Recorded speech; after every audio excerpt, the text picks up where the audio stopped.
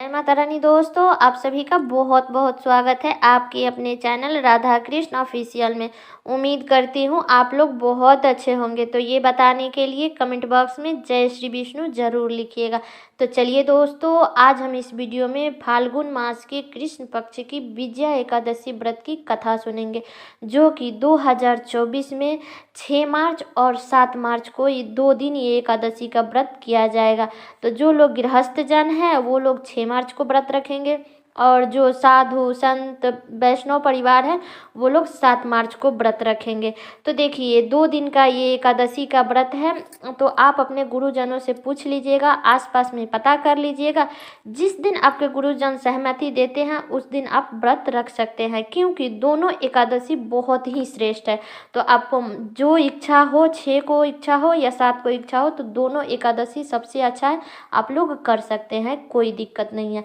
अब चलिए कथा को शुरू करते हैं। तो कथा आप लोग पूरा सुनिएगा, क्योंकि जो लोग एकादशी का व्रत करते हैं उन लोगों को एकादशी के दिन इस वीडियो को जरूर देखना चाहिए और कथा भी जरूर सुननी चाहिए, क्योंकि कथा अगर आप नहीं सुनते हैं तो आपको व्रत करने का पुण्य नहीं मिलता है।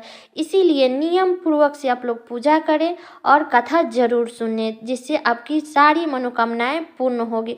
और ज़्यादा से ज़्यादा लोगों तक शेयर कीजिएगा। तो चलिए कथा को शुरू करती हूँ। एक दिन धर्मराज युधिष्ठिर ने कहा कि हे जनार्दन, फाल्गुन मास की कृष्ण पक्ष की एकादशी का क्या नाम है तथा उसकी विधि क्या है, कृपया कर मुझे बताइए।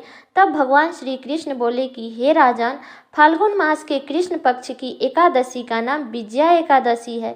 इस व्रत के प्रभाव से मनुष्य को विजय प्राप्त होती है। यह सभी व्रतों में सर्वोत्तम व्रत है। इस विजया एकादशी के व्रत करने से और इसके कथा सुनने और सुनाने से सभी पाप नष्ट हो जाते हैं। एक समय की बात है, देव ऋषि नारद जी ने जगत पिता ब्रह्मा जी से कहा कि महाराज, आप मुझे फाल्गुन मास के कृष्ण पक्ष की एकादशी का विधि बताइए। तब ब्रह्मा जी कहने लगे कि हे नारद, विजया एकादशी व्रत के नए पुरानों पापों को नाश करने वाली होती है। चाहे वो पुण्य जन्म की हो या इस जन्म की हो, सभी पापों को नाश करने वाली होती है। इस विजया एकादशी के विधि मैंने तो अभी तक किसी को भी नहीं बताया है। तब ब्रह्मा जी ने नारद जी से कहा कि नारद, तुमने जन कल्याण के लिए बड़ा ही बढ़िया प्रश्न किया है। तो सुनो, मैं तुम्हें बताता हूँ। ये उस समय की बात है जब त्रेता युग में भगवान श्री राम ने जब अपने पिता के आज्ञा मान करके 14 वर्ष के लिए वन में चले गए थे, और साथ में लक्ष्मण जी और माता सीता भी उनके साथ गई थी। जब वो लोग पंचवटी पहुँचे तो वहाँ से सीता माता का हरण हो गया। जब सीता माता का हरण हो गया तो हरण हो जाने के बाद में जब सीता माता के खोज में राम जी लक्ष्मण जी निकले तो वे लोग जटायु जी के पास पहुँचे। तो जटायु जी ने राम जी से सीता जी की सारी बातें बताई, और फिर जटायु जी ने भगवान के धाम को चले गए। तब राम जी का मित्रता सुग्रीव से हुई, हनुमान जी लंका गए, ऐसे ही बहुत सारी बातें हुई।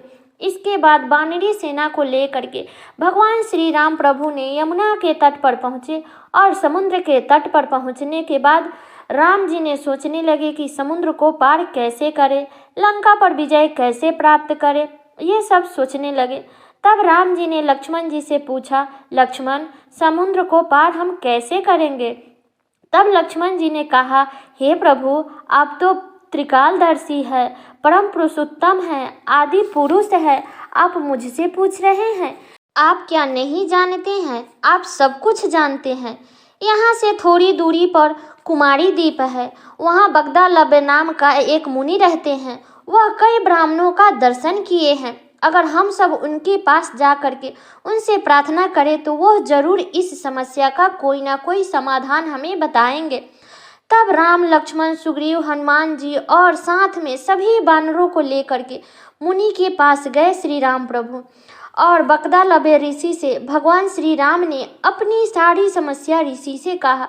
तब ऋषि बोले कि हे राम, अगर तुम लंका पर विजय प्राप्त करना चाहते हो तो तुम्हें फाल्गुन मास के कृष्ण पक्ष की विजया एकादशी का व्रत करना चाहिए। तब श्री राम प्रभु ने बगदालब ऋषि से विजया एकादशी व्रत की विधि पूछी, उसकी सारी जानकारियाँ ली। तब बगदालब ऋषि बोले कि एकादशी का जो व्रत है वो 10वीं तिथि से ही शुरू हो जाती है। एकादशी के दिन सुबह में जल्दी उठे, स्नान आदि करके उस दिन श्री विष्णु भगवान की पूजन किया जाता है। नारायण भगवान को स्नान करा करके उन्हें धूप दीप दिखा करके उनका भोग लगाएं और उस दिन ब्रह्मचर्य का पालन करें। उनके बाद आप अपने व्रत का संकल्प करें और एकादशी के दिन ज़्यादा से ज़्यादा भगवान का चिंतन करें, उनका जाप करें, उनका ध्यान करें और विजया एकादशी के दिन रात्रि में जागरण करें और फिर द्वादशी के दिन सुबह जल्दी उठे और स्नान करके फिर से पूजा करें, ब्राह्मणों को दान दे, उसके बाद आप पारण करें। यही सब नियम बगदालव्य ऋषि ने श्री राम प्रभु को बताया। राम ऐसा करने पर मनुष्य कहीं भी विजय की प्राप्त कर सकता है। तब बगदालव्य ऋषि के कहने पर श्री राम जी ने लक्ष्मण जी, सुग्रीव जी और हनुमान जी और जितने भी वानरी सेना थी सभी ने विजया एकादशी का व्रत किया।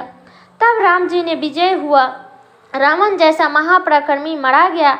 इसीलिए इस एकादशी का नाम ही है विजया एकादशी, विजय दिलाने वाली एकादशी। तो एकादशी इसीलिए सभी लोगों को इस एकादशी का व्रत जरूर करना चाहिए और पूरे विधि विधान से करें। एकादशी से पहले इस वीडियो को जरूर देखिएगा और वीडियो को शेयर कर दीजिएगा। तो उम्मीद करती हूँ कि आप लोगों को ये कथा पसंद आया होगा। तो कैसा लगा ये कथा आप लोग कमेंट करके ज़रूर बताइएगा और चैनल पर नए आए हैं तो सब्सक्राइब कर लीजिएगा, बेल आइकन को प्रेस कर दीजिएगा जिससे मेरे वीडियो का नए नोटिफिकेशन आप सभी के पास में सबसे पहले पहुँचे।